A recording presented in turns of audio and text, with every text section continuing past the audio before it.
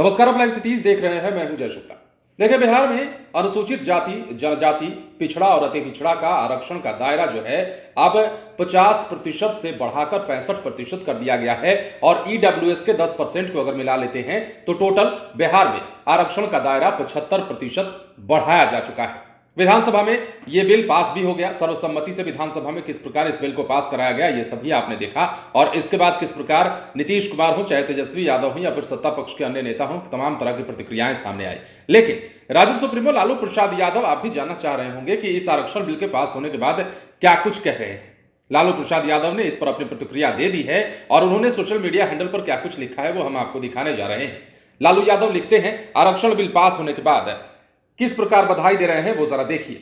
बिहार विधानसभा में आरक्षण संशोधन विधेयक पास होने पर सभी बिहार वासियों को हार्दिक बधाई। लालू यादव ने लिखा है कि बिहार में अब अनुसूचित जाति, जनजाति, पिछड़ा और अति पिछड़ा वर्गों का आरक्षण का दायरा 50% से बढ़ाकर 65% कर दिया गया है। ईडब्ल्यूएस आरक्षण को मिलाकर बिहार में अब कुल आरक्षण जो होगा वो 75% का होगा। और अब चूंकि सरकार ने यह कहा है कि आरक्षण का दायरा बढ़ाने से उन लोगों को लाभ मिलेगा जो आरक्षण की श्रेणी में आते हैं, जो अति पिछड़ा है, जो पिछड़ा है, जो जनजाति है, अनुसूचित जनजाति या जाति से आते हैं, उन्हें फायदा होगा, मुख्य धारा से जोड़ा जाएगा और उनके लिए योजनाएं क्रियान्वित की जाएंगी।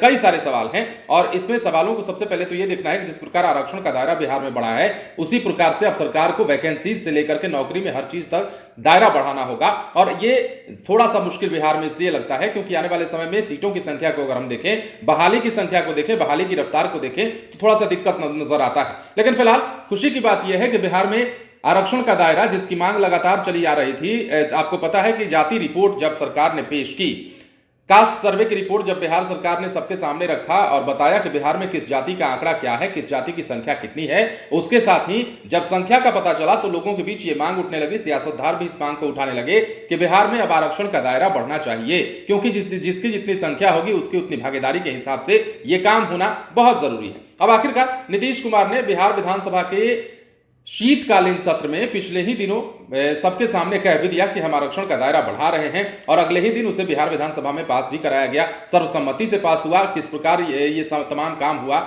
ये सब चीजें हमने आपको दिखाई, ये तमाम वीडियोस आपको दिखाए। लेकिन इसके साथ ही लालू प्रसाद यादव ने भी प्रतिक्रिया दी है, उन्होंने बधाई दी है और बताया है कि किस प्रकार अब बिहार में आरक्षण का जो दायरा है वो बढ़कर 50% से 75% हो चुका है।